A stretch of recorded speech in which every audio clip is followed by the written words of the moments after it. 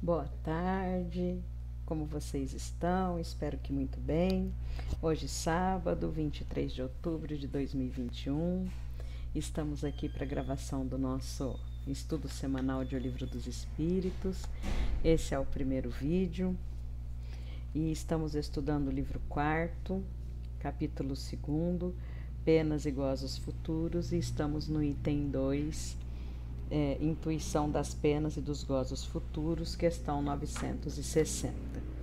A questão 960 vem aqui nos trazendo a seguinte questão: de onde procede a crença que se encontra em todos os povos nas penas e recompensas futuras? E aí nós vemos que a resposta ela é muito tranquila, né? Todos nós aí já temos mais ou menos uma ideia de qual seria.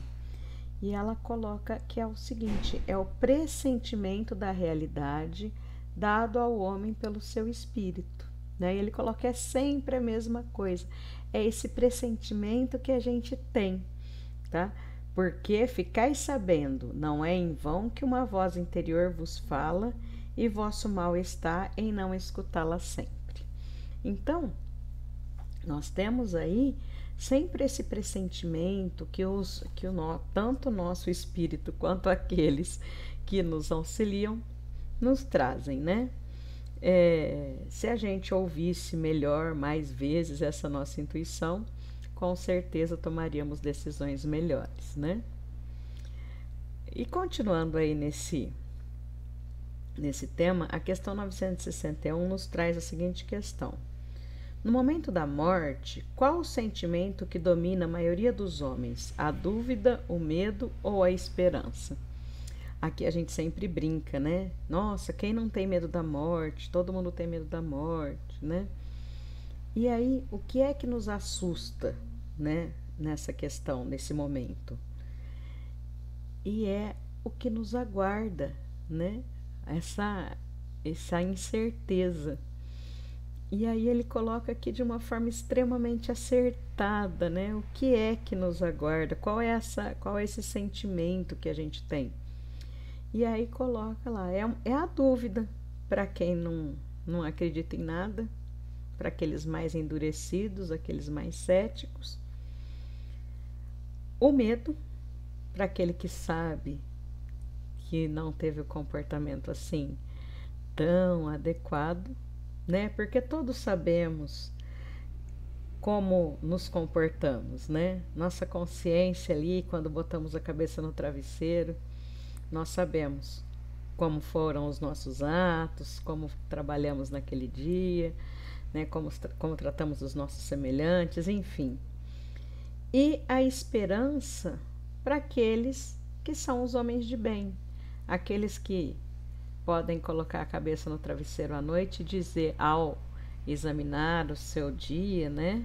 Como dizia Santo Agostinho, né? Colocar a cabeça no travesseiro e olhar, examinar os atos que teve durante o dia e dizer, não, meus atos todos foram de acordo com a minha consciência, de acordo com a lei divina, né? Esses têm uma esperança, sabem que o que o aguarda é uma coisa muito boa. Aqueles que sabem que o seu comportamento não foi adequado, claro, vai ter medo. E aqueles que não acreditam em nada ficam na incerteza, o que será que me aguarda, né? Então, normalmente esses 3 sentimentos, ok? E vamos lá, olha o Kardec aí. Ele fala, olha, se a gente tem intuição, né? Você disse que a gente sempre tem intuição, nosso espírito traz aí, né? Algumas coisas. Por que tem cético, então? Olha lá, ó, a pergunta 962.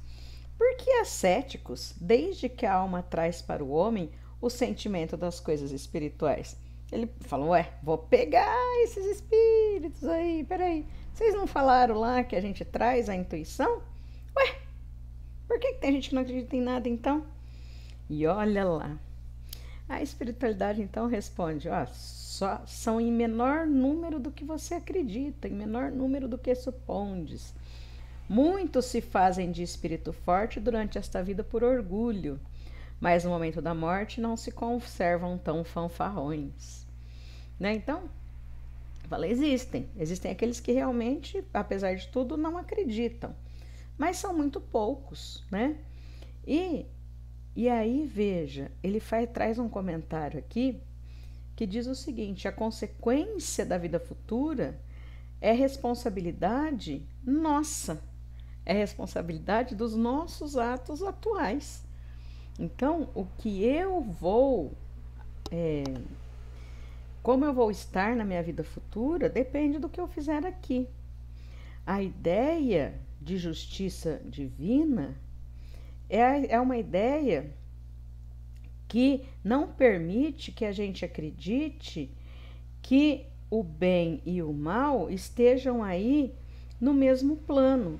E também não permite que a gente acredite que eles sejam tratados da mesma forma, tá? E aí, se você for ler aí o comentário, né, ele fala assim: nem duvidar de que recebam algum dia uma recompensa e outro é o castigo, pelo bem e pelo mal que tiverem feito. Então, veja, vamos entender isso, tá? Vou ler o parágrafo inteiro, tá? A ideia que Deus nos dá de sua justiça e de sua bondade pela sabedoria de suas leis não nos permite crer que o justo e o mal estejam aos seus olhos no mesmo plano, nem duvidar de que não recebam algum dia uma recompensa e outro é o castigo pelo bem e pelo mal que tiverem feito. É por isso que o sentimento inato de justiça nos dá a intuição das penas e das recompensas futuras. Veja bem, vamos entender bem o que é recompensa e o que é castigo. Veja, é simplesmente a ação das leis divinas. Deus não fala assim: você foi bonzinho, então você vai ganhar um chocolate. Você foi malzinho, então você vai ganhar um carvão. Não, nós estamos sujeitos às leis divinas e, de acordo com elas, seremos tratados. Se eu agir de acordo com essas leis, estarei então sendo tratado de uma forma adequada com o meu comportamento. Se eu não agir de acordo, também estarei sendo tratado de acordo com o meu comportamento. Veja, não é aquela coisa de vou premiar e vou castigar, né? Aquela coisa que a gente entende por recompensa e castigo, mas sim a ação da lei diante dos meus atos, ok? Vamos colocar de uma forma muito tranquila aqui. Se eu atravessar a linha do trem com a cancela fechada, eu provavelmente vou ser atropelado pelo trem.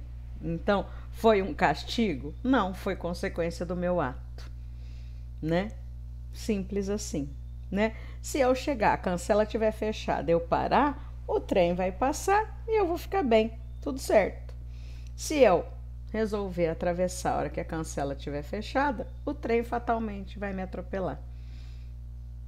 Foi, castigou a Kátia? Não. A Kátia agiu de uma forma inconsequente e, portanto, sofreu as consequências desse seu ato, né? Vamos então para a questão 963, que já está no item 3, intervenção de Deus nas penas e recompensas. Olha que pergunta interessante. Eu vou fazer a pergunta e eu quero que vocês pensem um segundinho. Deus se ocupa pessoalmente de cada homem? Não é ele demasiadamente grande e nós muito pequenos para que cada indivíduo em particular tenha a seus olhos alguma importância? Será que Deus está lá preocupado com cada um de nós? Né? Sabendo, olha a Kátia, nossa, olha a Kátia nessa encarnação, ela tinha que fazer isso, olha, né? Será que ele está lá assim? E olha a resposta, eu acho a resposta mais alentadora. Eu adoro essa resposta. Ele coloca: Deus se ocupa de todos os seres que criou, por menores que sejam. Nada é demasiado pequeno para a sua bondade.